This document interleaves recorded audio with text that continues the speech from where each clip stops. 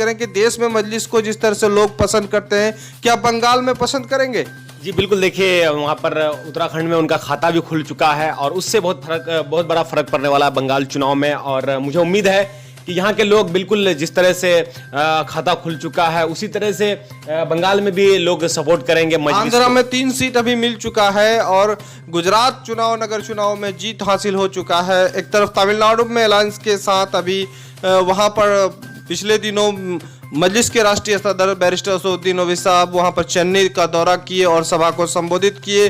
अब क्या मजलिस बंगाल में पहुंचेगी तो क्या जीत पाएगी अकेले दम पर? जी बिल्कुल, यहाँ पर जीत जाएगी अकेले अपने दम पर, क्योंकि देखिए उत्तर प्रदेश में भी मेहनत में लगे हैं बैरिस्टर असदुद्दीन ओवैसी साहब। अभी फिलहाल यहाँ उत्तर प्रदेश में मेहनत कर रहे हैं और हमको लग रहा है कि उत्तर प्रदेश से जैसे ही उसका काम खत्म होगा और सीधे बंगाल में एंट्री करेंगे। और उम्मीद है कि बंगाल में भी उसी तरह से काम करेंगे जिस तरह से अदर राज्य में काम कर रहे हैं बैरिस्टर असदुद्दीन ओवैसी साहब। तो यहाँ के लोग भी बिल्कुल इंतजार में बैठे हैं, इंतजार कर रहे हैं कब बैरिस्टर असदुद्दीन ओवैसी साहब यहाँ पर आए और बहुत बड़ी मजबूती के साथ यहाँ पर इलेक्शन लड़े।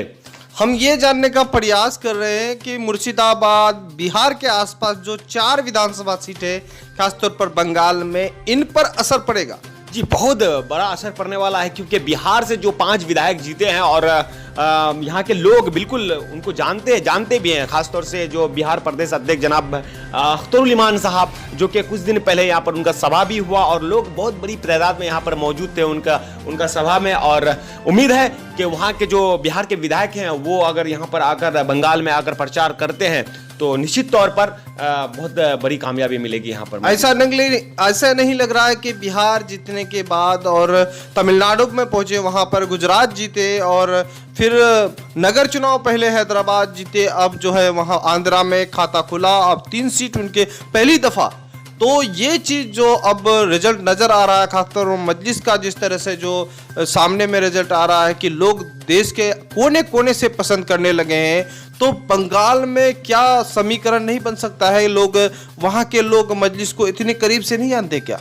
कि लगातार मजलिस जो है बंगाल में चर्चे में रहे हैं और मेहनत भी बहुत जमीनी स्तर पर चल रहा है। और मुझे उम्मीद है कि बैरिस्टर असदुद्दीन ओवैसी साहब का सभा बहुत जल्द बंगाल के सरजमीन पर होने वाला है, क्योंकि बैरिस्टर असदुद्दीन ओवैसी साहब अभी फिलहाल बिजी हैं, क्योंकि और अदर राज्य में उनका इलेक्शन भी चल रहा है। इसके कारण शायद के टाइम नहीं दे पा रहे हैं, लेकिन यहाँ की जनताओं का जो है बिल्कुल इंतजार है बैरिस्टर असदुद्दीन ओवैसी साहब फिर बंगाल एक बार एंट्री करे और लोग बड़ी बेसब्री से इंतजार कर रहे हैं। आज उत्तर प्रदेश में उनका सभा है और कुछ दिन कबल ही ऐलान हुआ था कि वो तमिलनाडु का दौरा करेंगे। उसका दौरा तमिलनाडु में हो चुका है, अब उत्तर प्रदेश में आज सभा है। क्या लग रहा है उत्तर प्रदेश के बाद, क्या आपके बंगाल आने का उम्मीद लग रहा है ऐसा? जी बिल्कुल, यहाँ के लोग बिल्कुल उम्मीद किए हैं कि एक बार बैरिस्टर असदुद्दीन ओवैसी साहब बंगाल आए, जो चुनाव का जो है रणनीति यहाँ तैयार करे। और छोटी छोटी टीम लगातार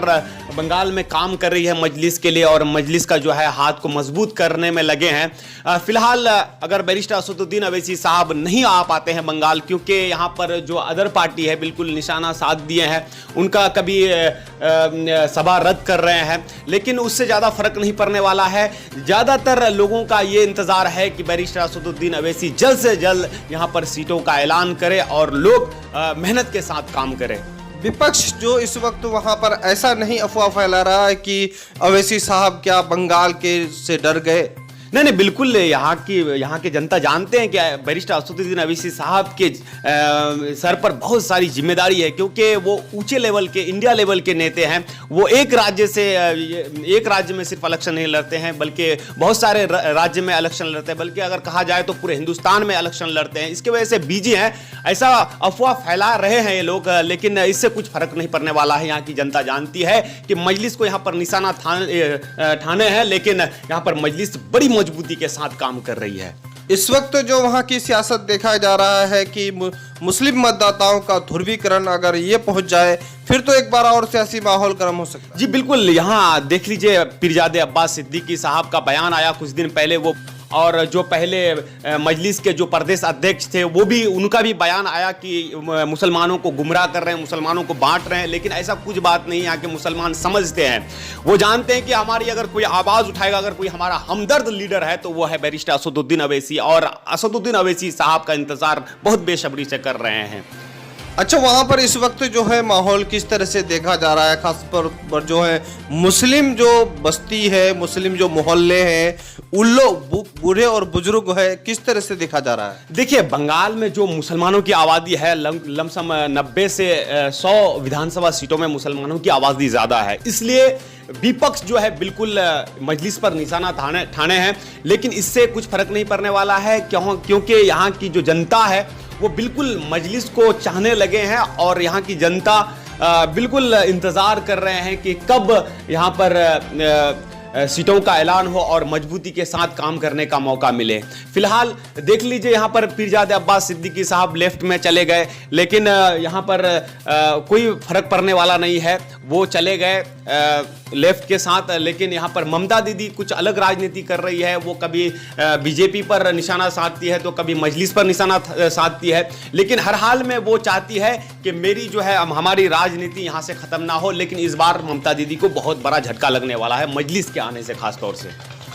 तो हमारे साथ कमार अमरोही थे, खासतौर पर बंगाल के बारे में अपडेट दे रहे थे, क्योंकि बंगाल इस वक्त जो है सुर्खियों में है, और खासतौर पर मजलिस को वहां पर बैरिस्टर असदुद्दीन ओवैसी साहब का सभा रद्द के बाद वहां से और नहीं पहुंचना, और उनके जो करीबी साथी माने जा रहे थे पीरजादा अब्बास सिद्दीकी साहब, कहीं कांग्रेस और लेफ्ट के साथ होने का वहां पर संकेत, और ममता दीदी का लगातार मजलिस पर आरोप, वहां पर अब मजलिस को एंट्री में ताखिर लेट हो जाना, ये बातें अब वहां के मौजूद बहस है इन दिनों में, और तरह तरह के अफवाहों का बाजार गर्म है कि मजलिस वाकई में शायद बंगाल चुनाव से पीछे हट जाएंगे, और साथ ही साथ कई बातें सामने में आ रही थी।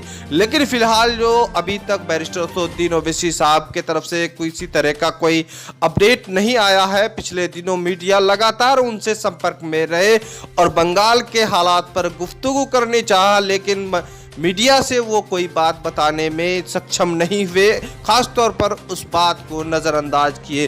बहरहाल इस वक्त उत्तर प्रदेश में जिला पंचायत चुनाव है। आज बैरिस्टर असदुद्दीन ओवैसी साहब खुद वहां पर तशरीफ ला रहे हैं, और आपको बताते चलें कि उत्तर रोला में बलरामपुर में उनका सभा होना है, और बाकी जो वहां से आने के बाद अब उम्मीद जो जताई जा रही है कि मजलिस इत्तेहादुल मुस्लिमीन क्या बंगाल चुनाव लड़ेगी या नहीं लड़ेगी, इन बातों पे प्रेस कॉन्फ्रेंस शायद करेंगे, ऐसा संकेत मिला है। जिस तरह से आप कमाल अमरोही साहब बता रहे थे कि स्थानीय लोगों में एमआईएम के लिए काफ़ी पकड़ मजबूत है, और ख़ासतौर पर वहाँ पर जो है विपक्ष दल है वो भी चुटकी ले रहे हैं, चूँकि मजलिस अभी तक वहाँ पर उम्मीदवारों का ना ऐलान किया है और न सीटों का ऐलान किया है, और कहीं ना कहीं जो है वहाँ पर जो प्रदेश अध्यक्ष थे वो वहां से पार्टी से किनारा कस हो गया था, और साथ ही साथ पीरजादा अब्बास सिद्दीकी भी कई आरोप लगाए थे कि बैरिस्टर असदुद्दीन ओवैसी साहब ने संपर्क नहीं किया, उन्होंने लेट किया,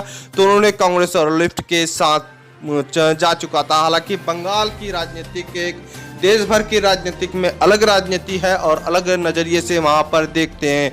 आपको बताते चलें इस वक्त बंगाल में जिस तरह से मुस्लिम वोटों पर सारे लोग हक जमा रहे हैं, खासतौर पर वहाँ पर बैरिस्टर असदुद्दीन ओवैसी साहब का आ जाना फिर और माहौल गर्म हो सकता है। लोग इंतजार कर रहे हैं कि बैरिस्टर असदुद्दीन ओवैसी साहब का दौरा हो, और बहुत बड़ी चुनौती है, क्योंकि लोग अब ये देख रहे हैं कि उनका जब सभा रद्द होने के बाद से ही अब वहाँ के जो उनके समर्थक है उसका जो है पारा गर्म है। ऐसा लग रहा है कि वो लोग भी चाह रहे हैं कि बैरिस्टर असदुद्दीन ओवैसी साहब को लड़ना चाहिए, जीत और हार उनके किस्मत में है वो होगी।